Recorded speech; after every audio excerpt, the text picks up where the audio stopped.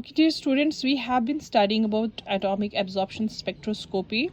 Till now, I have explained to you about basic principle of atomic absorption spectroscopy, and you have seen that atomic absorption spectroscopy is not much different from spectroscopy that we have already been discussing. It only involves excitation of atoms, that the molecules in this case are not excited, but atoms are excited.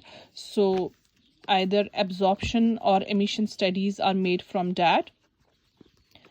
So what you have seen so far is that atomic absorption spectroscopy has a new instrumental part, that is atomizers, about which you study that atomizers are of two types: flame atomizers and electrothermal atomizers.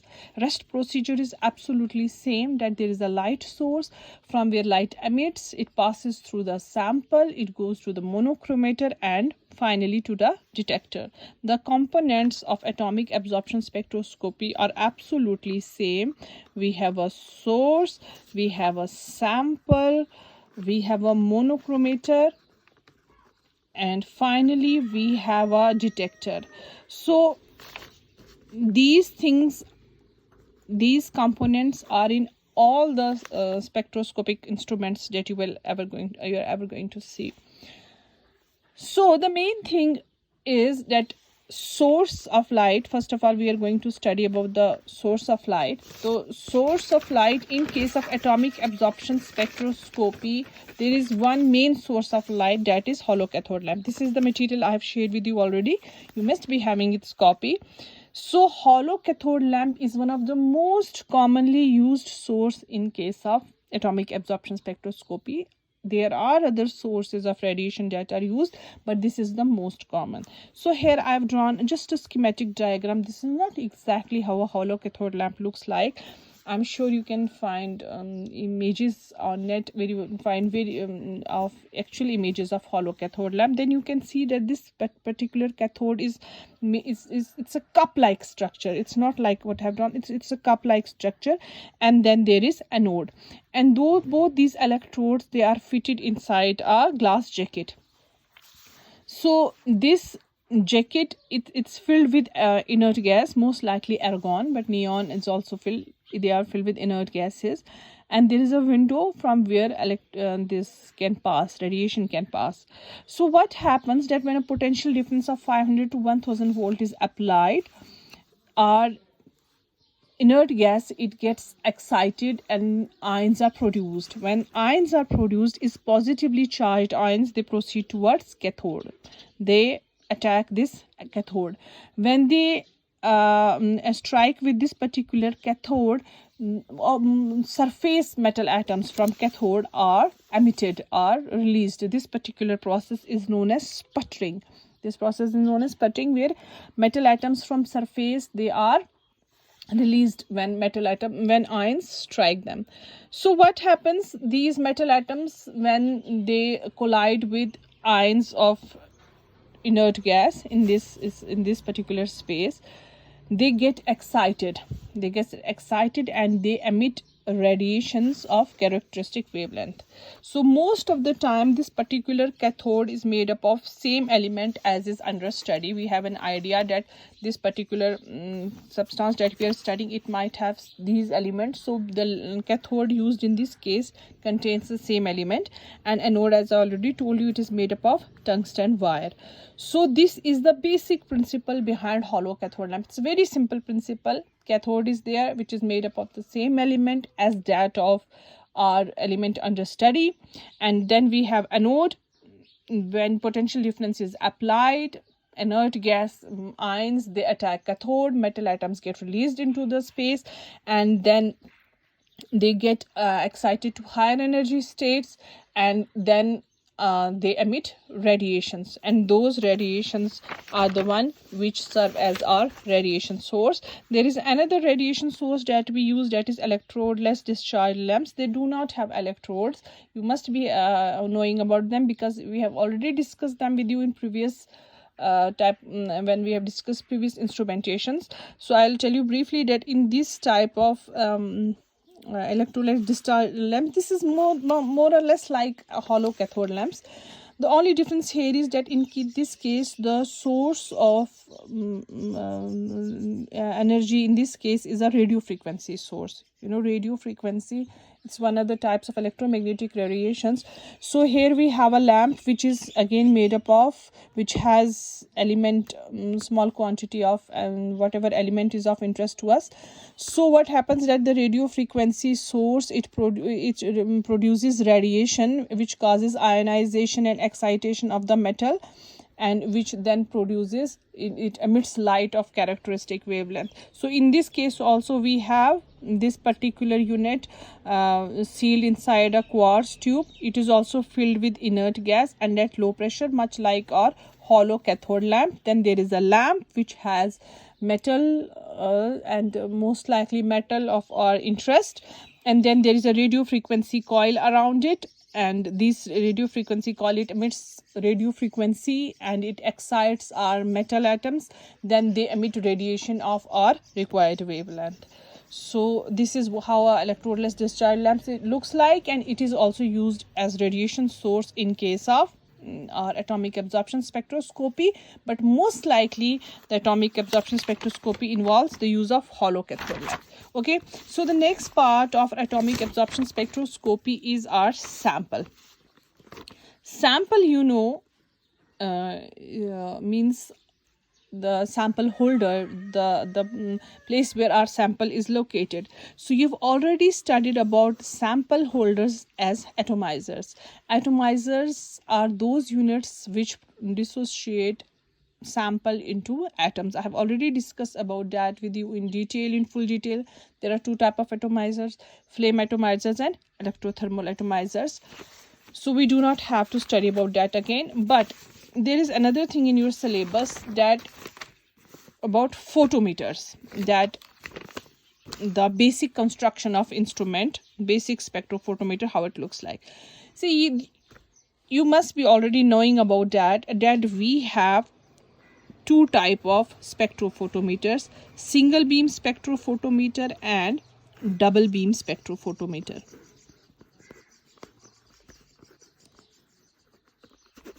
These are known as photometers. You know what is photometer? It is the portion of atomic absorption spectrophotometer from source till monochromator. So it involves area around sample, the light when it passes through the sample cell. So what happens in case of single beam, that there is a source of light, then there is chopper. It is already must be known, it's a rotating wheel which breaks the beam of light and produces intermittent light. So there's not a continuous source of radiation of light, but there are regular pulses of radiation. After every interval, there another pulse of light is released.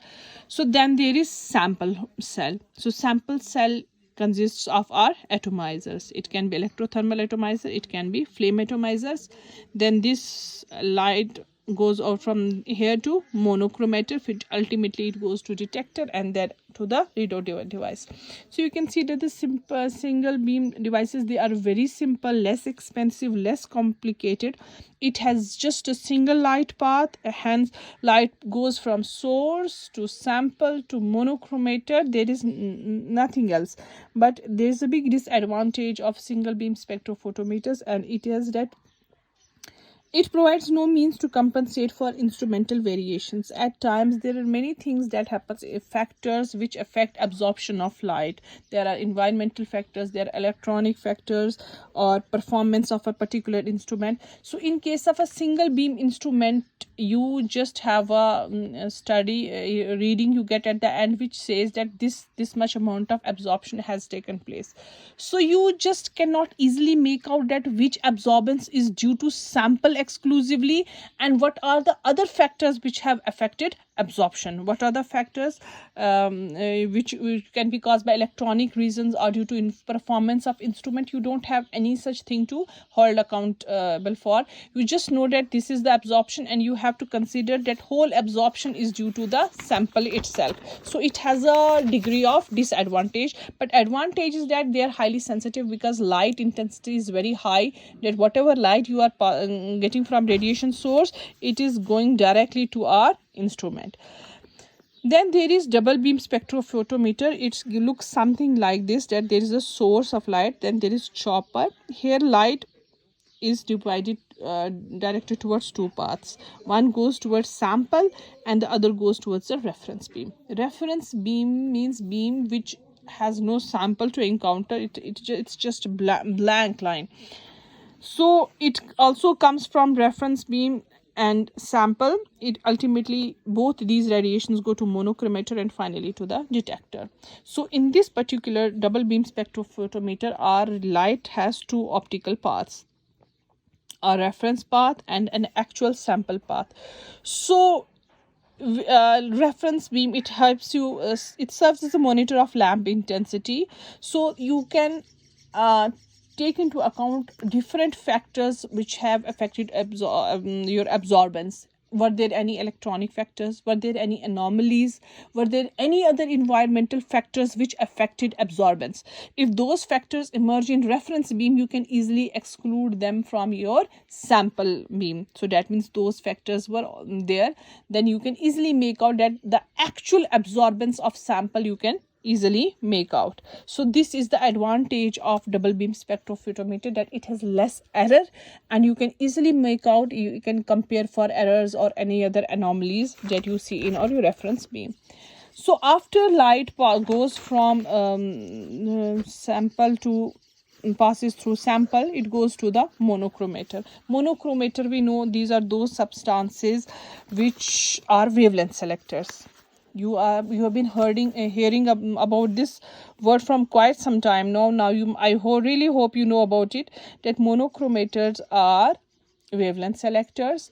Whenever we get radiation from our sample or at time of from radiation source, wherever we get radiations, there are certain areas which are of interest to us, and there are range of wavelengths which hold no meaning to us, because there is certain area we are looking for. If there is some element you are looking for in a particular sample, then there is a certain area where you expect its absorption to take place. So you will be exclusively looking for that particular area. You don't want to waste your energy on unnecessary wavelengths. So monochromators, they help us to focus on those particular wavelengths. So monochromators, what they do, this is a very crude diagram. I have already shared many structures monochromators with you in your UV with absorption spectroscopy. It is the same, that there is a source of light, then source of light, it through an entry slit, it goes to mirror. There is a mirror when the monochromator unit, the source of light goes into that mirror, that unit, there is a mirror. So mirror, what mirror does, it reflects light. When it reflects light falls on a dispersive element. This particular dispersive element is known as a grating. So grating is a dispersing device which has grooves on it. So these grooves are coated with such reflective material that it further reflects light.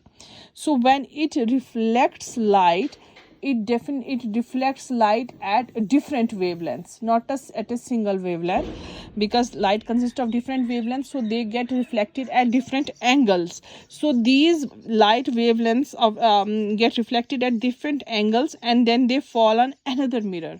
And when they are reflected off from this mirror, there is an exit slit. Exit slit is located in such a manner that only radiations of our required wavelength are made to pass through the exit slit. Rest of the radiations, they are blocked by the they are optically blocked. They are not allowed to go out. So this is how monochromators works. They simply block certain wavelengths from getting out or from that unit. So in this case, we use grating monochromators. You know that there are different type of monochromators. There are filters, there are prisms, and then there are grating monochromators. I've already told you that grating monochromators are most sophisticated monochromators, and in this case also we use monochromators as grating monochromators. They have dispersive device in them is grating. So what happens, that grating device, it reflects light in such a way that different wavelengths get reflected at different angles, and eventually they leave this. to the exit slit. So when light comes out from the exit slit, it goes to the detector. So detectors are basically those components which change photons into electrons, so that it can be measured, it can be detected. Ultimately, this is the thing we are detecting. Intensity of light we are detecting by converting them into electrons. See, the intense at times the light that falls on our detector is not very strong, it's weak. So what happens that photons are less, so what happens that we get a weak signal. So we need to amplify that signal, whatever we are getting, we need to amplify. So photomultiplier tubes, they do that job only, they multiply the signal. So I have already shared with you photomultiplier tubes diagram. It is just the same, absolutely same. So I'm going to discuss actually what happens, that in case of photomultiplier tubes, what happens that there is a photosensitive cathode. Here is a cathode, it is photosensitive cathode. Photomultiplier tubes, they are basically tubes like this. In this tube there is a cathode and then there is a anode. So incident light, it falls on this cathode. This cathode is not your ordinary cathode, it is a photocathode. Photocathode means it is made up of such component that it is sensitive towards light, and it is coated with such material that it emits electrons when light strikes its surface. You know that what is that process? It is known as photoelectric effect. It is that effect that when light affects light and strikes some metal, it releases electrons. There are certain metals who do that. This is known as photoelectric effect, and it is coated with that material, photoemissive material. There are a number of other electrodes fitted here also. These are known as diodes. Say diode 1, diode 2, diode 3, diode 4. On an average there are 8 to 10 diodes in a photomultiplier tube. So they have different potential difference volt. Say it has 100 volt, it's 100 volt, it's 200 volt, it's 300 volt, it's 400 volt, it's 500 volt final anode. So they have what they have is that they have increasing potential difference. Each diode has greater potential difference than the preceding one. So what happens that when incident radiation falls on this particular cathode, electrons, they are emitted from this. They are emitted from this cathode because it's a photosensitive material. So what happens that when electrons, they strike on this particular diode, it has a higher potential, higher supply, it is 100 volt. So what happens that even more number of electrons are released from this. So number of electrons, it increases, it has even higher potential supply than this. So what happens that even larger number of electrons are released from here. It is even higher supply. So what happens that the number of electrons, it keeps on increasing. It simply keeps on. That is why multiplication takes place. That is why it is known as photomultiplier tube, that the number of electrons, it keeps on increasing. It increases at such a rate that for every single photon there are approximately 10 raised to power 6 or 10 raised to power 7 electrons are produced. So hence current is amplified and is measured. So material for all this I have already provided you. So now the thing is that you need to go through it in detail, and whatever questions you feel like you can ask me. But the basic thing is that instrumentation in all the spectroscopy, in all types of spectroscopy, is basically same. You just need to grasp the basic purpose, the basic job of every single component of spectrophotometer.